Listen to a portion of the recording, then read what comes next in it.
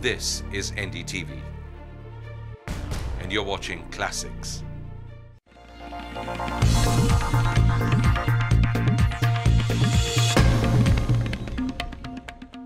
I won't be exaggerating if I said that my guest this week is one of the most intrepid and incisive explorers of our times.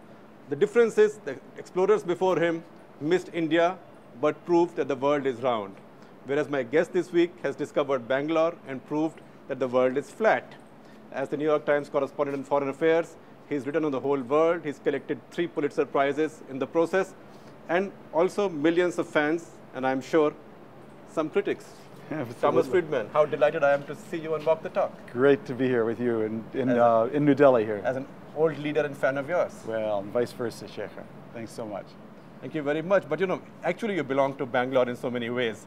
I was doing a little Google search on Thomas Friedman plus Bangalore, and you know how many entries I found? How many? 24,000. I can't believe that. I cannot believe that. You should go and That's scary. contest elections there. Well, that's wonderful, though. It reflects my interest, though, in that city and what it's really come to symbolize about India's awakening, really, to the world. So I'm very proud to have that connection. In fact, your latest book begins there. My latest book does begin there, you know, and it all really happened by accident. We were there shooting a documentary ourselves for the Discovery Channel right. in February of 2004. And I had been off covering the 9/11 world. And I took a break from that to come to India and do a story about outsourcing. Because outsourcing in the middle of the political campaign, John Kerry said American executives who outsource are Benedict Arnolds. So right. we decided to come to Bangalore and look at outsourcing from the other side, from the Indian side. They were complaining of being Bangalore. Exactly, that's right, that's right. So we came to Bangalore, and in the course of 10 days, we shot about 60 hours of film. And I have to tell you, Shekhar, I got sicker and sicker each day. Why so? Well, somewhere between and it wasn't the food.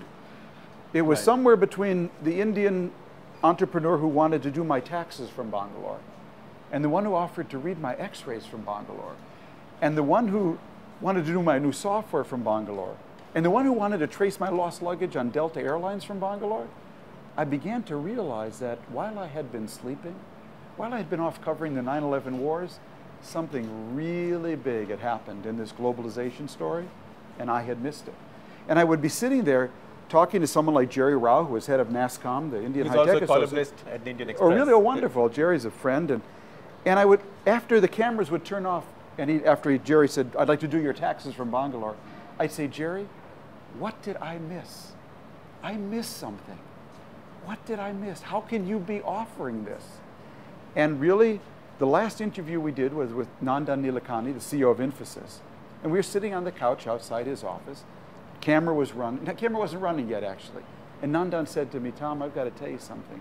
The global economic playing field is being leveled. The global economic playing field is being leveled, and you Americans are not quite ready. Oh, Sheikh, I wrote that down in my little notebook. The global economic playing field is being leveled. And afterwards, on the ride back to the hotel, I kept thinking about what Nandan had said. The playing field is being leveled.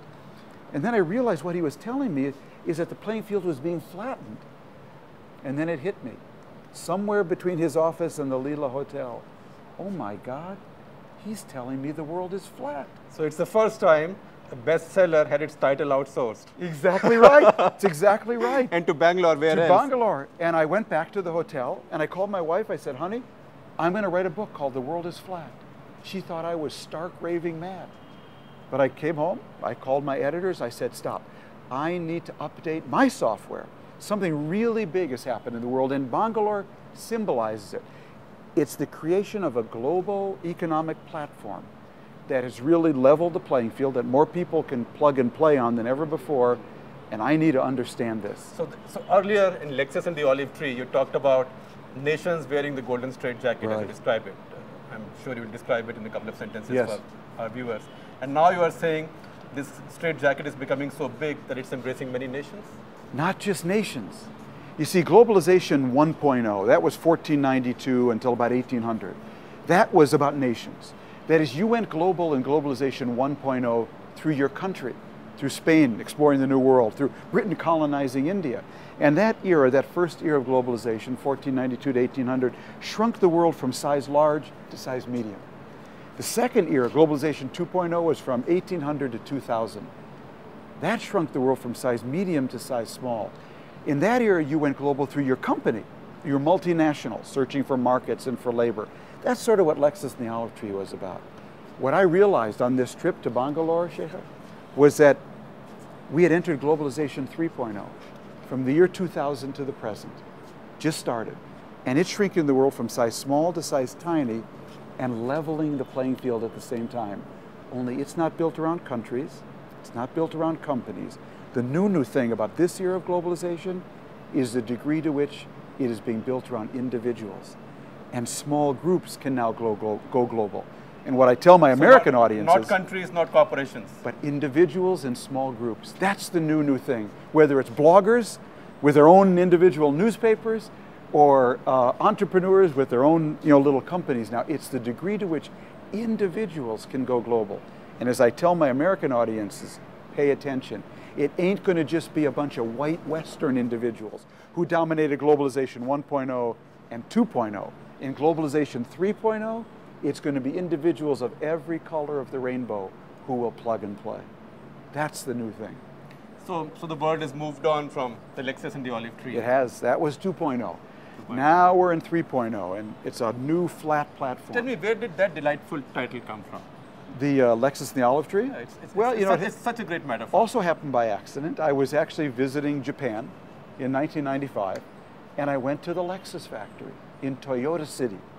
And I watched with great amazement these robots, producing, really putting the Lexus together, the cutting edge car, at the time that Japan was producing.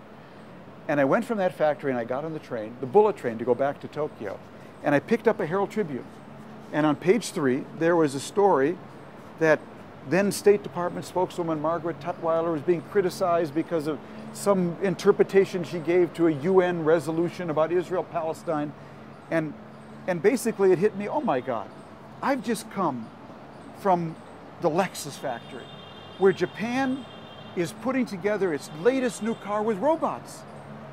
And these people here on page 3, whom I know so well, whom I live with so long, are still fighting over who owns which olive tree. And isn't that the post-Cold War world?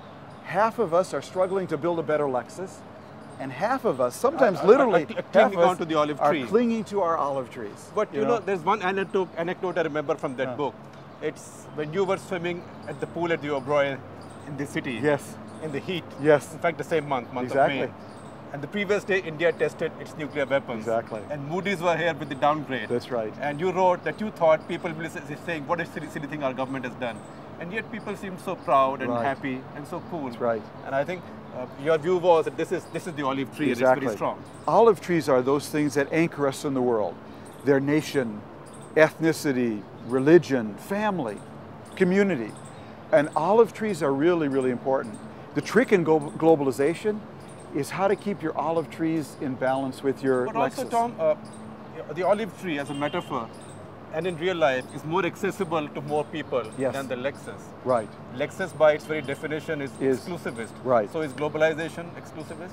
That's what the critics say. Yes, and look, there's no question that globalization makes the rich richer, if those who access it. But what's so exciting about this moment is how many people in India and China have grown out of poverty thanks to globalization. We've seen more people be lifted from the lower classes into the lower and middle classes in the last 20 years than in the history of the world. So it can work for everybody. The job of government, and I think this is what Prime Minister Singh's government is wrestling with now, is how to make that platform work for more people. How to get more people into the flat world. You met him. He's in a peculiar situation. He started out as a socialist, now a reformer. In '91, he opened India to the world, but now he's running a government with communists who are suspicious of the very expression globalization. You've met him, Dr. Singh. What's your view on him? Oh, my view of him is he totally gets it. He gets it. He gets it, and he gets both the Lexus and the olive tree. And he understands the need to keep them in balance but to keep moving forward. And I think that's really critical. I think what he gets to me, Shekhar, is, I'm an outsider, but my understanding from talking to my Indian friends like yourself of the last Indian election was very much, you know, it's interesting. Let me just interject one thing. I just came from Europe. Right. France just basically voted against globalization by rejecting the EU constitution. So in one day, I feel like I went from Europe, where the French are saying, stop the world, I want to get off, to India, where people are saying, stop the world, I want to get on, but I need a ladder. And I think what Prime Minister Singh's government is trying to do is provide that ladder to get more Indians into globalization, because only if more Indians have access to the flatter world will it be stable and sustainable. The scary thing for Europe is when I come to India, you know, France is trying to preserve the 35-hour week. India has invented the 35-hour day. Right. And in a world, in a flat world, where people here are ready to work 35 hours a day, and people there only want to work 35 hours a week, when those two poles meet, that's going to produce a very interesting explosion. The guys who want to work less are the ones who have money. Exactly. So they want to take it easy. You can get them to spend it now. Exactly.